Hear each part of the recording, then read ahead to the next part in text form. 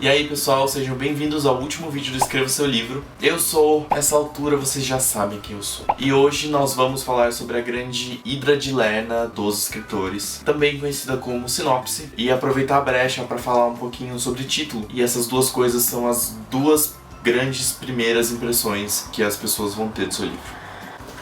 O gato faz um escândalo para entrar. Quando ele entra no quarto, ele mia porque ele quer sair. É básico, eu não sei por que eu deixo ele entrar. A panqueca tá ali dormindo, em cima do edredom, cheia de remela no olho.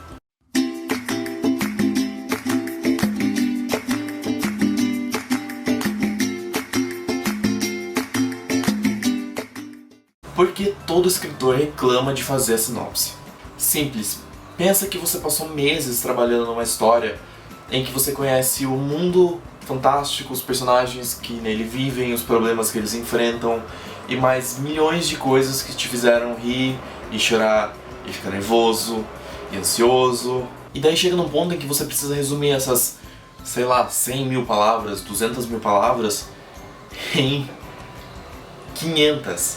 É simplesmente impossível. Impossível. Não tem como você resumir perfeitamente um livro de 200, 300 páginas em 2 parágrafos. As regrinhas da sinopse são basicamente essas.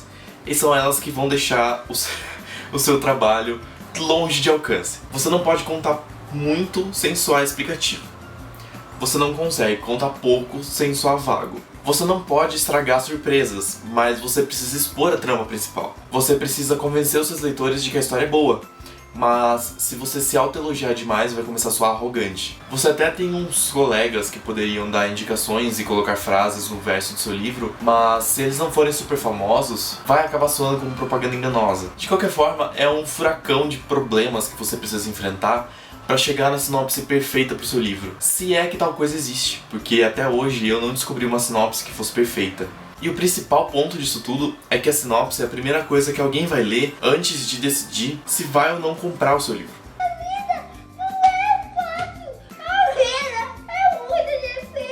É claro, deixando o título de lado, vamos falar sobre o título daqui a pouco. Seja o leitor ou a própria editora, a sinopse vai ser o primeiro contato. E se ela não for boa o suficiente, as chances do seu livro ser completamente ignorado são imensas. Então assim, colocando num resumo meio metafórico de Uno, a sinopse seria a única carta de mais 4 que você tem na mão. Se você jogar ela certo, é bem capaz que ela dê uns resultados bem agradáveis. Só que se você jogar errado, é bem capaz que vai dar a volta na mesa e você vai precisar comprar umas 56 cartas de volta. Viado, eu tô toda cagada! É um risco muito grande pra se correr, bolando uma sinopse meia boca. Eu não sei se existe sinopse perfeita, mas uma sinopse legal não é tão complicada de se escrever. Como escrever uma sinopse para o seu livro em 3 míseros passos. Passo número 1. Pegue aquela sua estrutura básica da jornada do herói, lá do primeiro vídeo. Aquela que você conta o arco narrativo do personagem do começo ao fim de forma resumida. Eu espero que você tenha feito ela. E que você tenha guardado.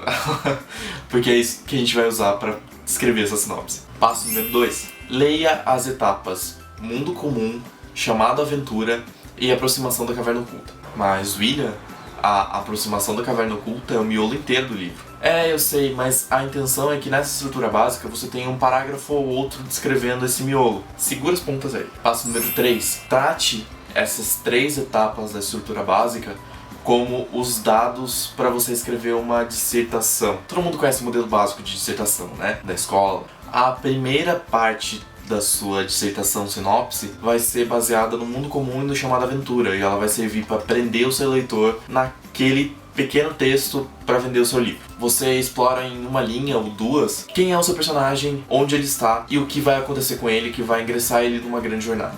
A segunda parte vai ser composta de um resumo do resumo do resumo, com as informações importantes, porém nada revelativas. Eu não sei se essa palavra existe, mas se ela não existir eu tô inventando ela agora. Do miolo do seu livro. A ideia é que nessa parte você conte o porquê do seu protagonista estar fazendo aquilo que ele tem que fazer. E a terceira parte, que também tem que ser pequena, de 1 ou 2 linhas, é algo que impacte o seu leitor, que prenda ele àquela sinopse e que faça ele pensar, nossa, esse livro deve ser legal. Essa parte ela é mais autoral, digamos assim. Você não se baseia você se baseia na sua história, mas você não resume ela. Você fala como se fosse uma terceira pessoa comentando sobre o livro.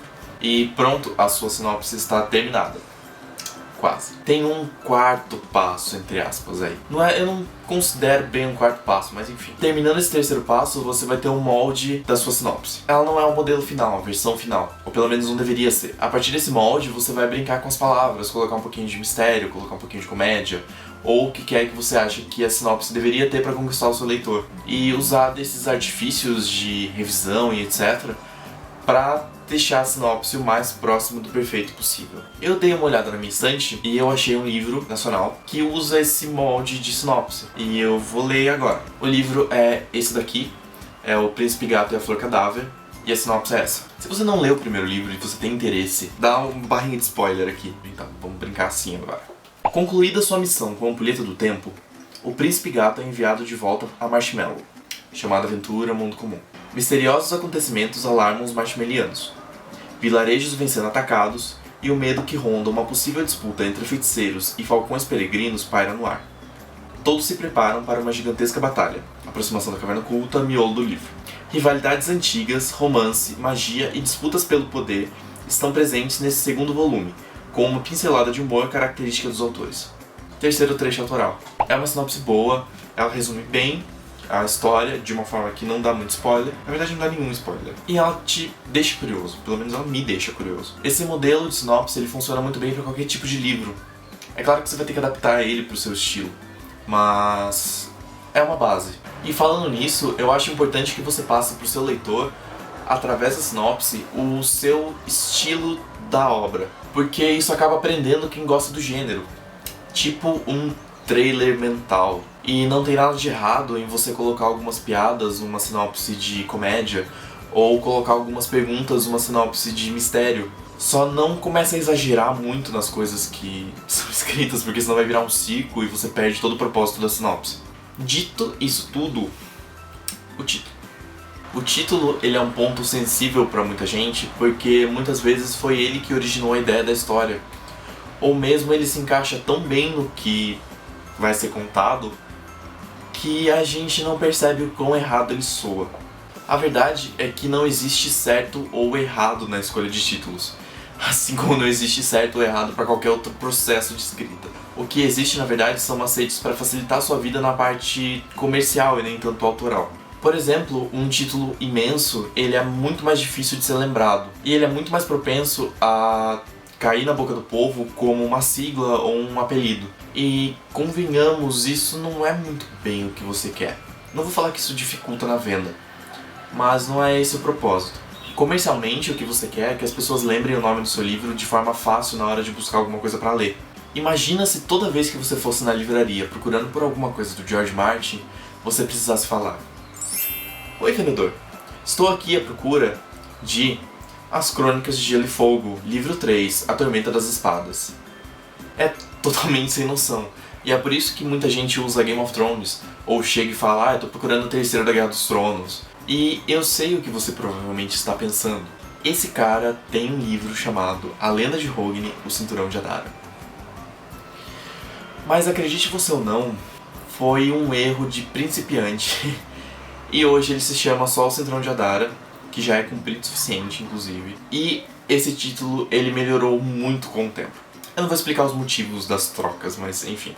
Primeiro ele se chamava Hogni e a Maldição de Adara, depois ele pulou pra Hogni e o Cinturão de Adara, depois foi pra Lenda de Hogni, volume 1, o Cinturão de Adara, depois foi para A Lenda de Hogni e o Cinturão de Adara, que é como foi publicado pelo Novo Século, e depois, por último, só o Cinturão de Adara. Quando você for pensar no seu título, dê preferência para palavras fáceis, marcantes e de preferência únicas. Se você achar que não vai rolar um título de uma palavra só, pode ir pro mais comprido, claro.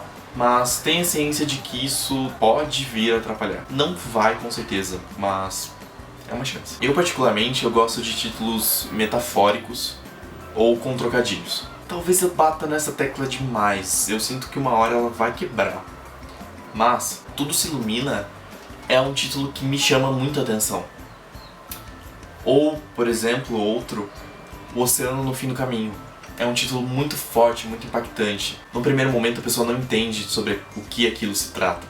Mas depois de ler o livro, toda hora que ela bater o olho ou ela ouvir aquilo, ela vai se remeter ao seu livro de uma forma tão forte que o seu título ele cumpriu o papel dele, que é se fixar na cabeça das pessoas. E enfim, eu acho que isso era tudo que eu tinha pra falar. Não sei se é tudo, mas acho que tô satisfeito. Por último, eu só queria agradecer quem acompanhou o vlog até o fim dessa série, porque a partir da semana que vem a gente começa com outras coisas e provavelmente toda quarta mesmo. Eu espero que pelo menos algum desses vídeos tenha te ajudado a bolar um projeto super legal e que nós possamos nos encontrar por aí qualquer dia para em algum evento, sei lá, bater um papo e conversar sobre os livros.